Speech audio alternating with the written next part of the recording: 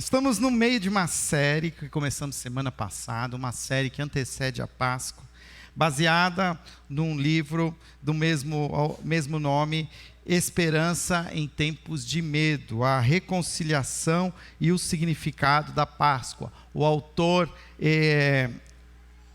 Timothy Keller, pastor por mais de 30 anos em Nova York, numa igreja presbiteriana em Manhattan, e eu tenho também indicado que quando você achar uma boa promoção de um livro escrito por esse autor, compre, vai ser bênção na sua vida. Ele tem sido um homem de Deus nessa atualidade que consegue, de alguma maneira, entender a nossa realidade, mas sempre à luz da palavra, à luz do Evangelho, trazer para nós reflexões práticas para o nosso tempo. Por isso, nós, então, vamos continuar trabalhando, a partir dessa leitura, esse tema, a esperança que para nós é uma esperança baseada na ressurreição de Cristo, e que cada um de nós, todos os dias, faça uma oração semelhante à do apóstolo Paulo, que diz: quero conhecer a Cristo, o poder da sua ressurreição.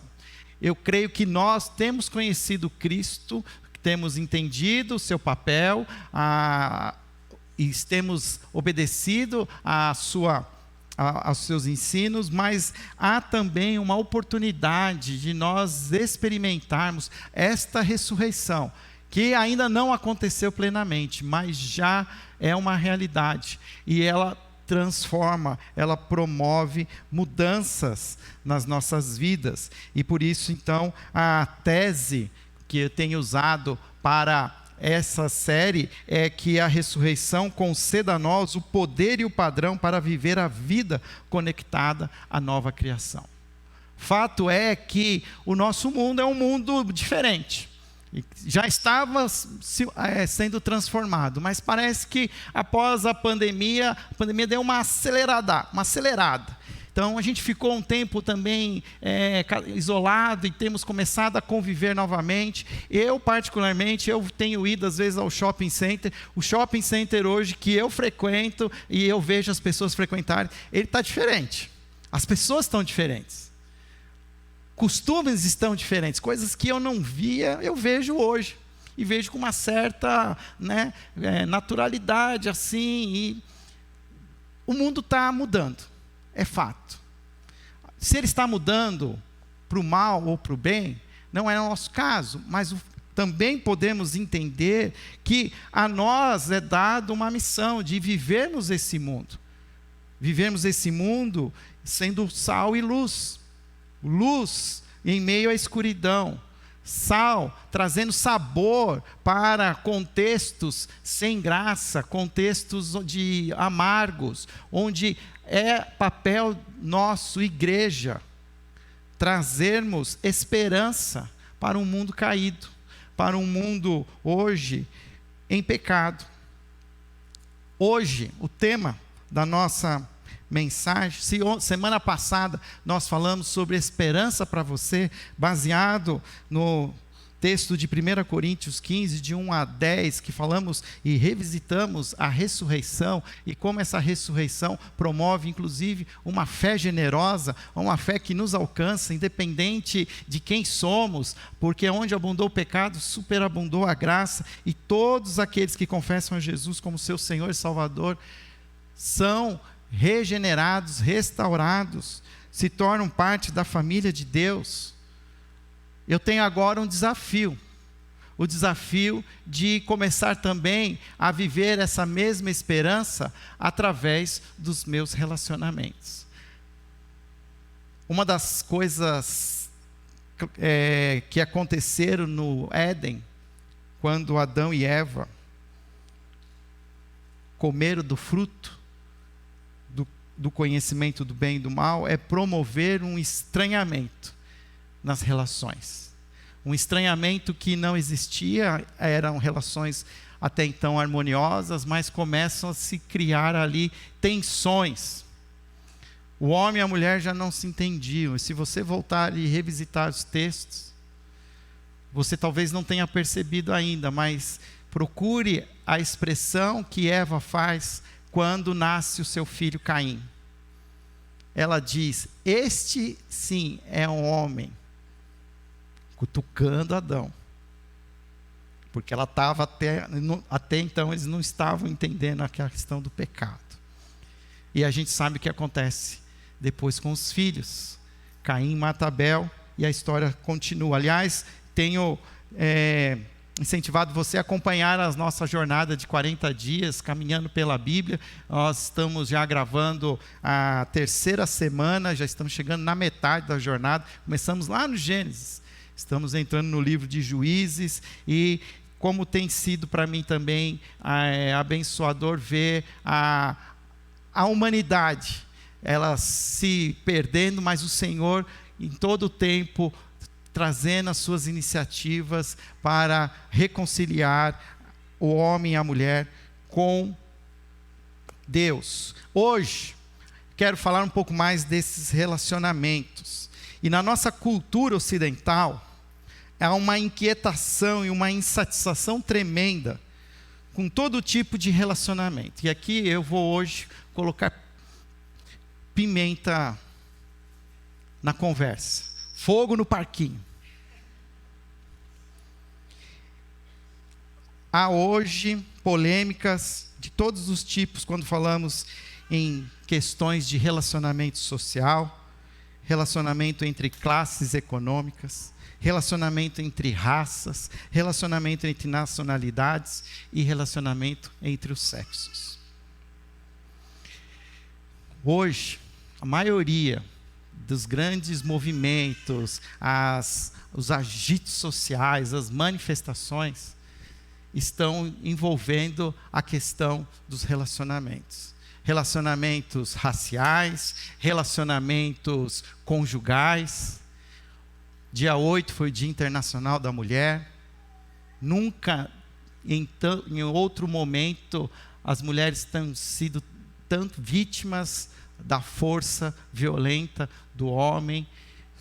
Isso não é uma pauta política, não estou aqui trazendo uma pauta política, mas eu quero hoje mostrar para você que essa é uma pauta do Evangelho.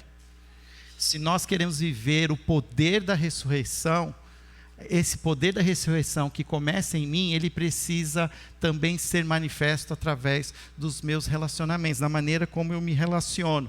Hoje, nós vamos pensar pelo menos em 3 esferas, por isso eu preciso ser bem rápido, talvez eu faça mais provocações do que propriamente traga soluções, mas eu quero talvez aqui mostrar que você pode até estar de alguma maneira tratando bem uma esfera, mas talvez você esteja deixando a desejar numa outra esfera. Então, quando falamos em esperança em tempos de medo, e esperança que reflete nos nossos relacionamentos, é preciso falar de igualdade racial, é preciso falar de justiça social, é preciso falar de relações sexuais. Igualdade racial, nós vamos ver daqui a pouco como Paulo fala sobre isso, até já pegando pesado com Pedro. Se tinha um grupo, uma etnia que se achava superior, era o próprio judeu. Jesus era judeu. E os judeus, eles se cismavam a ponto até de qualquer pessoa que não era judeu é considerado como um cão. Uma pessoa impura, que tem o mesmo status de um cachorro. Mas também precisamos falar de justiça social que nós brasileiros sabemos bem o que significa isso, de que poucos têm muito e muitos têm pouco. O Brasil é um dos países mais desiguais, socialmente falando. E isso são consequências, tem história, mas é uma realidade. E eu preciso trazer a ressurreição para esse contexto. E também não posso deixar de falar que existe também a questão da minha relação com o outro, com o sexo. Porque eu me relaciono com o outro através da minha sexualidade. E a sexualidade, ela é algo que faz parte de quem eu sou.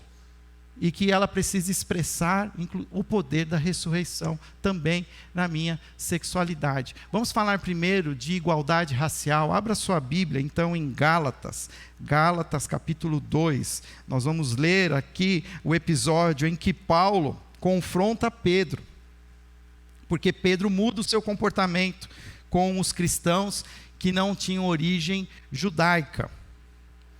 Gálatas capítulo 2, verso 11.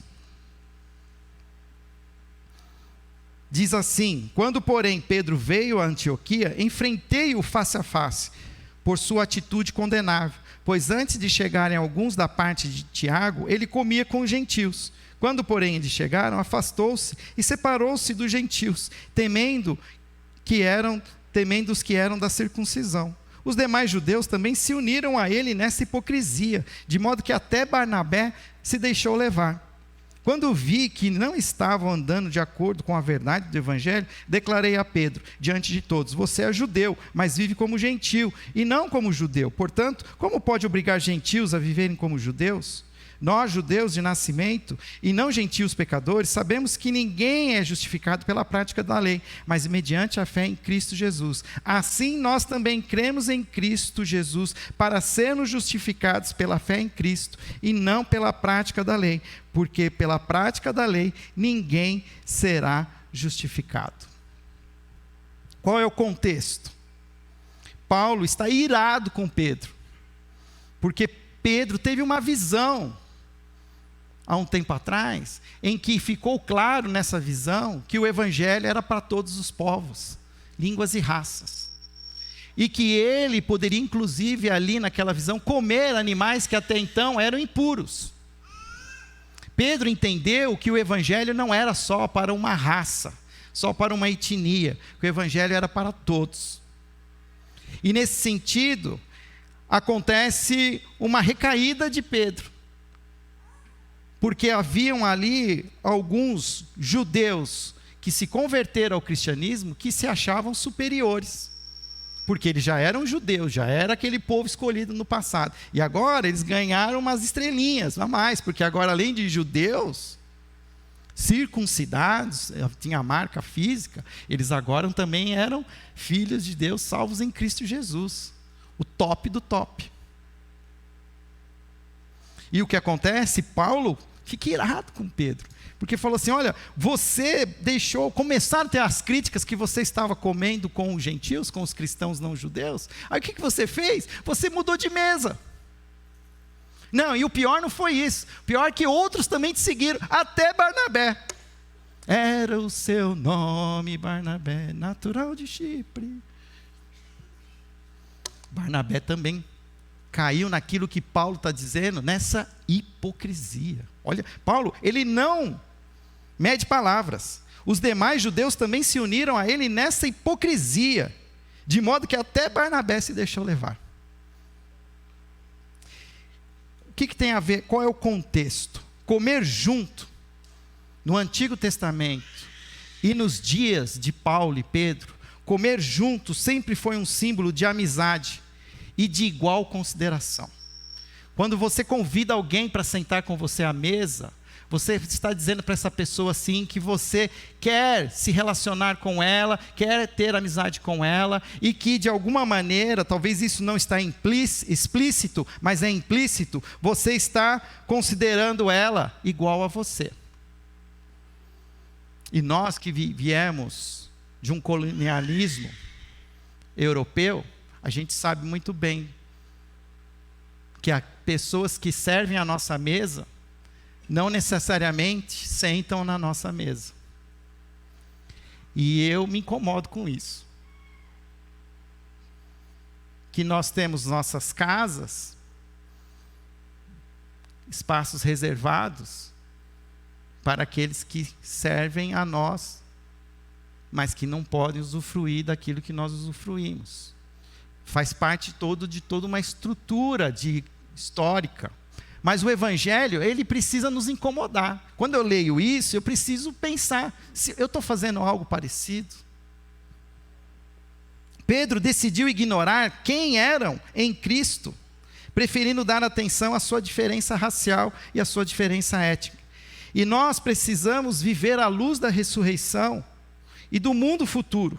Porque no mundo futuro, as diferenças raciais, a circuncisão ou a incircuncisão, não vão gerar tensões, mas Apocalipse mesmo diz, de todos os povos, tribos e raças, todos virão te adorar. Isso me dá uma clareza de que a eternidade, a vida eterna, a glorificação, provavelmente vai manter a minha cor de pele.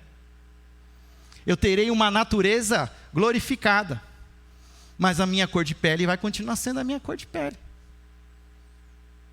E eu falo isso como um homem de 50 anos, branco, de origem europeia, que pouco sei o flagelo de ser um negro no Brasil, de ser um nordestino em São Paulo. E olha, eu falei que eu ia pôr fogo no parquinho. De ser alguém que não é campineiro em Campinas. A gente não percebe que aos pouquinhos a gente faz distinção, a gente começa a se achar um pouco melhor do que o outro.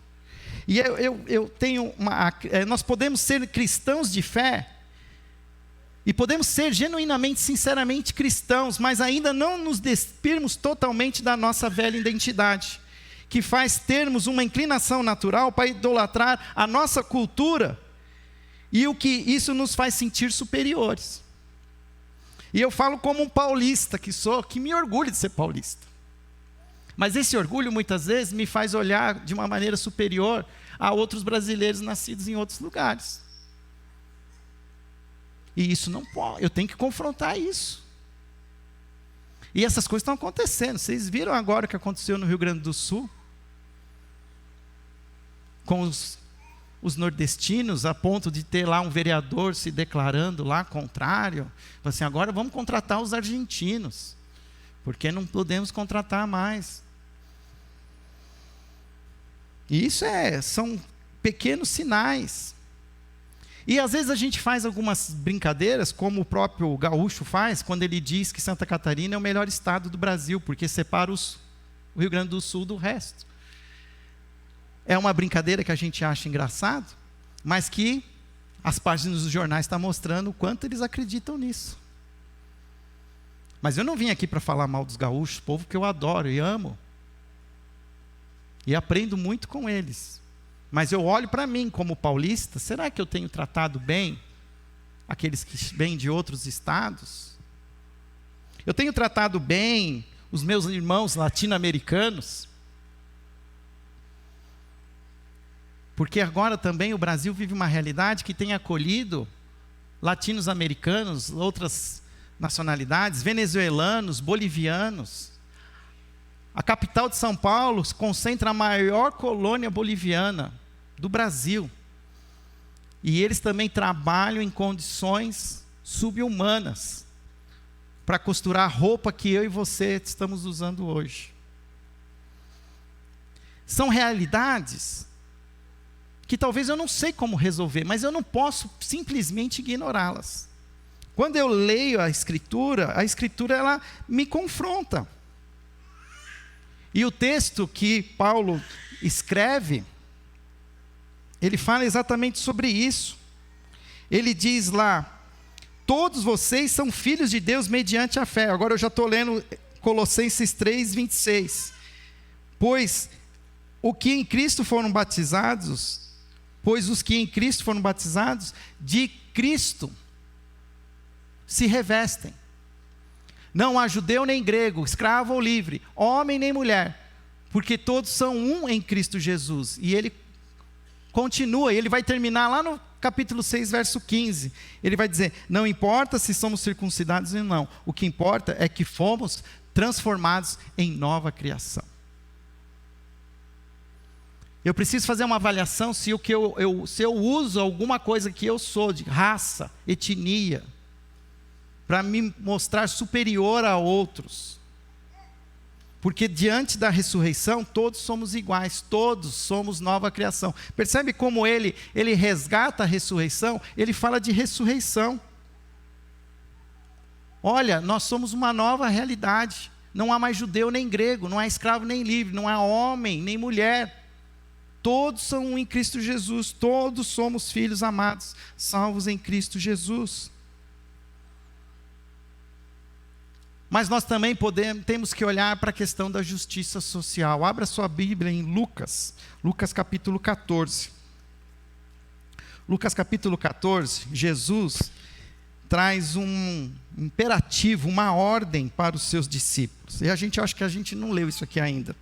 Vamos ler de novo. Lucas capítulo 14, a partir do verso 7.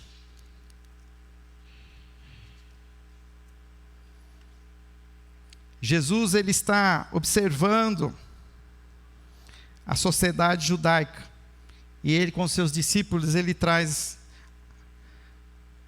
a seguinte ordem: quando notou como os convidados escolhiam os lugares de honra à mesa, Jesus lhes contou essa parábola: quando alguém o convidar para um banquete de casamento, não ocupe o lugar de honra, pois pode ser que tenha sido convidado alguém de maior honra do que você. Se for assim, aquele que convidou os dois virá e lhe dirá: dê o lugar a este. Então, humilhado, você precisará ocupar o lugar menos importante. Mas quando você for convidado, ocupe o lugar menos importante, de forma que quando vier aquele que o convidou, diga-lhe: amigo, passe para um lugar mais importante. Então você será honrado na presença de todos os convidados, pois todo que se exalta será humilhado, e todo que se humilha será exaltado.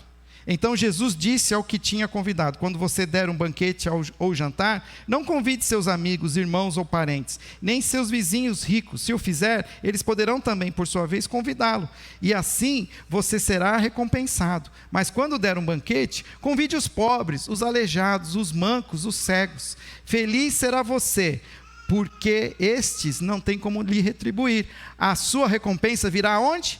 Na ressurreição dos justos. Dentro da sociedade judaica, os sistemas de festas eram acompanhadas de jantar. E fazer parte de um jantar era ter o privilégio de poder fazer aquilo que nós chamamos hoje de network. Se você é convidado para um jantar, onde você pode estar na presença de pessoas ilustres, você pode falar quem você é, o que você faz, que produto você oferece. Você pode conhecer um fornecedor novo, você podia conhecer alguém, um provável consumidor, um cliente potencial. E geralmente, todo mundo queria fazer parte daquela mesa. E fazer parte daquela mesa, sempre tinha aquele que era o convidado especial. E você que era convidado, você ia fazer de tudo para sentar mais perto possível daquele convidado. Por quê? Porque você tinha interesse em se mostrar, em dizer quem você é, o que você faz, o que você vende, o que você produz. E então Jesus ele começa a confrontar esse sistema social em que uma pessoa abastada, ela jamais convidaria um pobre, porque isso comprometeria o status social. Aquilo seria tirar o foco. Uma pessoa pobre, ela sempre era excluída dessas conexões, de ter esses recursos, que poderiam inclusive ajudá-la a progredir. Que não muda, é a mesma realidade que nós temos hoje. Poucos têm muito, e muitos têm pouco. E quem tem dinheiro faz mais dinheiro. E eu e você estamos aqui suando para tentar fechar no azul no final do mês. Mesmo com o banco oferecendo 10 dias sem juros no cheque especial. Você já está negociando mais 15, 20, não dá para dar 30. E Jesus está falando sobre isso. Agora, se Jesus tivesse só falado: olha, sente-se só, não pegue um lugar de destaque, senta na ponta. Se alguém te chamar da ponta para o meio, beleza. Seria só uma lição de humildade. Mas Jesus não está falando só de humildade.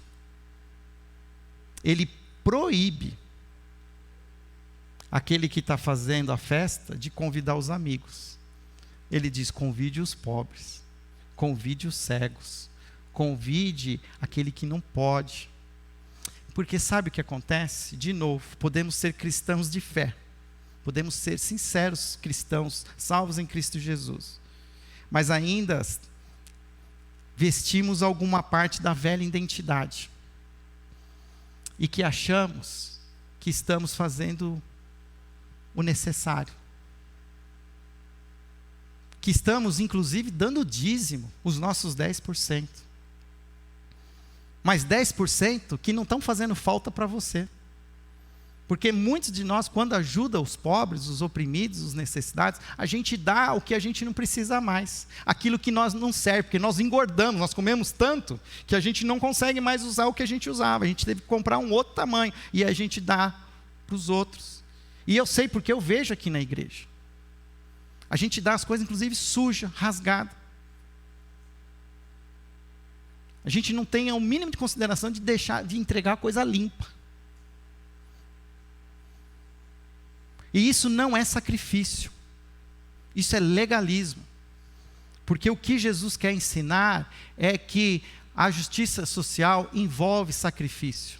Em vez disso, convide os pobres, os aleijados, os mancos, os cegos. Assim, na ressurreição dos justos, você será recompensado por ter convidado aqueles que não podem lhe retribuir. Você vai gastar, você vai dar festa, você vai dar de comer e de beber. E ninguém vai te convidar, você não vai receber nada em troca. E quem chegar não vai te dar nem um vinho, não vai te dar um buquê de flores, não vai te dar nada. Mas você vai fazer, porque o que você ganhou na eternidade é suficiente. E lá na eternidade, o Senhor paga a conta. Ele vai olhar o quanto você se sacrificou, foste fiel no pouco, sobre muito te colocarei. Olha que Paulo fala em 2 Coríntios 8:8, quando ele diz: não lhe estou dando uma ordem, mas quero verificar a sinceridade do amor de vocês, comparando-os com a dedicação dos outros. Paulo está falando aqui de uma oferta que ele estava pedindo para parte de uma igreja empobrecida, e ele está falando com a igreja de Corinto: olha, eu estou pedindo para vocês ajudarem os mais pobres, mas olha que interessante que ele fala: eu não estou lhes dando aqui uma ordem, porque se eu fosse pela regra, no mínimo os 10% que vocês estão dando, eu ia cobrar aqui, está dando 10%, está dando 10%, mas ele não fala de ordem, de regra, ele fala de paradigma. Ele fala assim, pois vocês conhecem a graça do nosso Senhor Jesus Cristo, que sendo rico, se fez pobre por amor de vocês, para que por meio da sua pobreza, vocês se tornassem ricos. Podemos dizer que Paulo apelou, mas apelou para o bem. Eu sei que vocês estão dando, e se eu fosse aqui pelo legalismo, eu ia cobrar quem não está dando. Mas eu sei que quem tem gente que está dando porque está sobrando. Agora, se for olhar para a luz da ressurreição de Cristo, o que Deus deu? Deus deu o Filho. E o que o Filho fez? Abriu mão de tudo, morreu nu, para que nós fôssemos enriquecidos pela pobreza de Jesus. Ou seja, quando a gente está falando de justiça social, os discípulos de Jesus, à luz do poder da ressurreição, precisam entender que existe um sacrifício que a gente precisa fazer. Ajudar outros, trazer outros, é como se você consegue trazer pessoas que estão sem oportunidades a terem oportunidades. Eu estudei numa escola pública. Em um momento da minha vida eu fiquei meio chateado com esse negócio de cotas. Porque eu comecei a pensar assim, tem gente que vai entrar na universidade e não se esforçou que nem eu me esforcei. Mas eu comecei a pensar nos privilégios que eu tive para me esforçar. Eu pude falar para o meu pai assim: pai, eu vou fazer vestibular no Mackenzie, mas eu vou fazer vestibular na USP também. O senhor me paga 1 ano de cursinho? E meu pai falou assim: pago, filho. E não tinha esse negócio de fazer prova de bolsa, não, pagou integral para o filho fazer. E aí eu me dediquei, entrei, estudei na Universidade de São Paulo.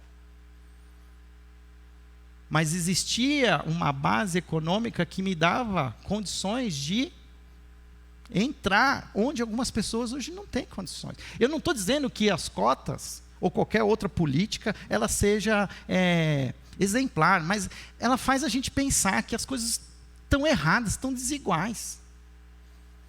Que alguma coisa não pode, cristão, a gente não pode aceitar essas coisas, a gente nem no mínimo ficar incomodado, mudar de canal, dobrar o joelho e orar, e pedir, Senhor, hosana. E por último, as relações sexuais. Abra sua Bíblia em 1 Coríntios capítulo 6. 1 Coríntios capítulo 6. Agora a gente vai olhar para as relações que envolvem a nossa sexualidade.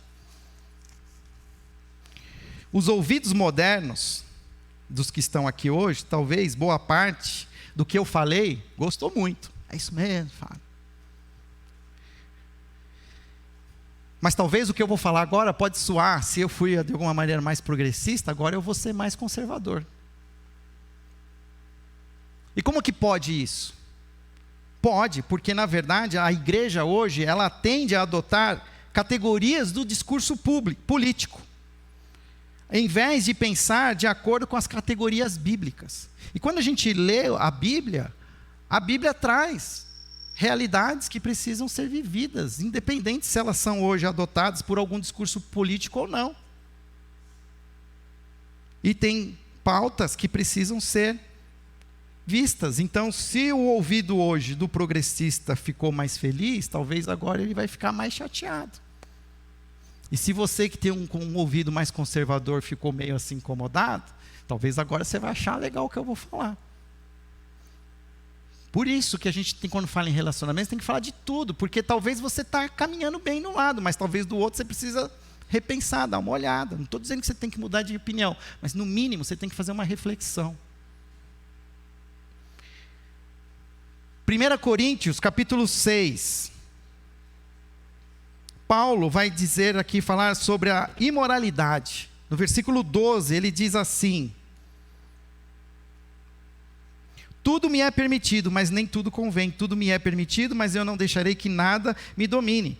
Os alimentos foram feitos para o estômago para os alimentos, mas Deus destruirá ambos. O corpo, porém, não é para a imoralidade, mas para o Senhor, e o Senhor para o corpo. Por seu poder, Deus ressuscitou o Senhor e também nos ressuscitará. Vocês não sabem que os seus corpos são membros de Cristo? Tomarei eu os membros de Cristo e me unirei a uma prostituta? De maneira nenhuma. Vocês não sabem que aquele que se une a uma prostituta é um corpo com ela? Pois como está escrito, os dois serão uma só carne. Mas aquele que se une ao Senhor é um espírito com ele. Fujam da imoralidade sexual. Todos os outros pecados que alguém comete fora do corpo, os comete. Mas quem peca sexualmente, peca contra o seu próprio corpo. E para terminar, eu vou só terminar o parágrafo. Acaso não sabem que o corpo de vocês é santuário do Espírito Santo, que habita em vocês, que lhes foi dado por Deus, e que vocês não são de si mesmos, vocês foram comprados por alto preço, portanto, glorifiquem a Deus com o seu próprio corpo. No português, Paulo está falando sobre o corpo, porém, não é para imoralidade. Imoralidade é uma palavra muito genérica. A palavra original que Paulo escolhe é uma palavra em grego chamada porneia, da onde vem aquilo que a gente conhece como pornografia. Porneia era entendido de uma maneira muito mais abrangente. Era um termo que poderia ser usado para descrever uma série de configurações sexuais impróprias: incesto, prostituição, sexo antes do casamento e inclusive a homossexualidade. O que nós temos que entender? Paulo, antes do verso 18, lá no verso 9, ele estava dizendo assim: vocês não sabem que os perversos não herdarão o reino de Deus? Não se deixem enganar, nem imorais, nem idólatras, nem adúlteros, nem homossexuais, passivos ou ativos. E ele continua: nem ladrões, nem avarentos, nem alcoólatras, nem caluniadores, nem trapaceiros herdarão o reino de Deus. Eu preciso entender que Paulo está dizendo o seguinte: olha, tudo isso está fora do que o plano que Deus tem para os nossos relacionamentos, que envolve as relações sexuais, mas também envolve outros tipos de relações. E que não existe pecadinho e pecadão, todos eles estão errados. Mas o que nós temos visto hoje é que talvez alguns tipos de relações sexuais não são erradas. Mas a palavra de Deus afirma que isso é imoralidade. É impossível, por exemplo, argumentar que a Bíblia aborda sobre o cuidado com... É impossível argumentar que o que a Bíblia aborda sobre o cuidado com os pobres está correto, mas o que a Bíblia diz sobre o sexo está ultrapassado. Não dá para fazer isso. A gente tem que entender que tudo está valendo. Eu não posso chegar e falar, isso aqui tem que fazer isso mesmo, temos que chamar o pobre para morar em casa. Agora, essa questão sexual aqui, é uma coisa de fora o íntimo.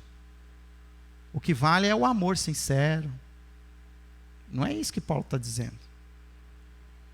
A união sexual, ela foi criada por Deus para aprofundar e refletir a união pela vida toda de uma relação matrimonial. E somente através da união matrimonial é que se tem o direito à união sexual. Você não vai achar em nenhum lugar na Bíblia onde existe uma possibilidade de se relacionar sexualmente, a não ser dentro de uma aliança de casamento. Não existe essa possibilidade. E aí o que Paulo está falando, deixa eu voltar aqui. Ele é bem, fujam da imoralidade sexual, fujam da porneia, fujam de todas essas configurações sexuais impróprias. Tem umas que arrepiam o nosso cabelo, outras não arrepiam tanto. Tem umas que um dia arrepiaram, mas agora começam a se tornar, parece que simpáticas. Mas a única relação sexual válida, à luz da palavra de Deus, é a relação entre um homem e uma mulher dentro de uma aliança de casamento. Se não bastasse isso, isso é repetido 3 vezes na Bíblia, em Gênesis 3, 24. Portanto, o homem deixará pai e mãe e se unirá à sua mulher, e os dois se tornarão uma só carne.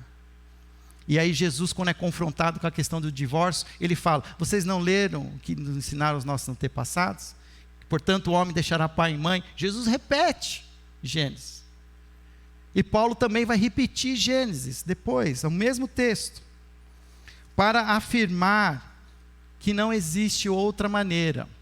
Vocês foram comprados, e aí no versículo 20, foram comprados por alto preço, portanto glorifiquem a Deus com o seu próprio corpo. São provocações que me fazem pensar. Se Jesus derramou o seu sangue na cruz para me trazer para uma nova realidade, é uma realidade muitas vezes invertida, é uma contracultura. Mas eu preciso entender isso e viver isso. Eu não posso simplesmente fazer concessões. E o que a gente tem como simpatia, nós somos, cada um de nós é diferente, temos habilidades diferentes, temos simpatia por assuntos diferentes. Talvez você não tenha questão nenhuma com a relação sexual, você está bem casado, não tem se contaminado, mas e a questão da justiça social, e a questão da igualdade racial? Você tem mantido o mesmo zelo? Você tem defendido com a mesma força? E quem defende a igualdade racial e defende a justiça social, tem também se posicionado de maneira pura, buscando a aliança do casamento como o ambiente apropriado para a relação sexual? São perguntas que precisam de respostas, mas respostas íntimas de cada um de nós. Eu tenho buscado olhar e ver como eu posso responder à luz do Evangelho, à luz dessa nova natureza que eu já sou em Cristo Jesus. O velho homem sempre quer aparecer. Ele sempre quer ter uma participação, seja nas questões de igualdade, de justiça ou de sexo. Mas eu preciso olhar isso com temor e obediência à palavra do Senhor. Queridos, eu eu tenho promovido essas mensagens nos pequenos grupos. Tenho pedido para que em pequenos grupos elas sejam repartidas, sejam compartilhadas. Talvez, eu vou dar num pequeno grupo, você não vai conseguir falar sobre tudo isso. Talvez, estou dando uma dica aqui, escolhe uma delas e fale sobre a realidade do seu pequeno grupo, talvez ataque uma delas. Busque saber um pouco mais, o que outras pessoas falam. Se precisar de ajuda, eu posso ajudar, posso dar caminhos. Mas não vamos ignorar que são áreas que nós precisamos crescer, precisamos amadurecer. Porque os dias são maus, os dias são difíceis. Mas o Senhor nos chamou para viver o hoje. Mas, meu pai essa semana compartilhou um versículo, olhando para as coisas do alto. Olhando para as coisas do alto. Senhor, ajuda-nos a entender a Tua palavra. Ajuda-nos, Senhor, a olhar para a luz daquilo que o Senhor está nos mostrando. Como eu tenho que mudar, o que eu preciso abandonar, o que eu preciso fazer diferente. Isso vai envolver realmente coragem, vai envolver fé, vai envolver sacrifício, sair da minha zona de conforto. Mas, Senhor, eu quero crescer, eu quero me tornar um homem mais maduro. Eu quero ser, Senhor, mais parecido com Jesus. E mais parecido com Jesus nos meus relacionamentos, no meu casamento, na relação com os não iguais a mim, na relação com os mais pobres e os mais ricos que eu. Ajuda-me a viver a esperança do Evangelho, confiando na sua justiça. Essa é a nossa oração, em nome de Jesus. Amém.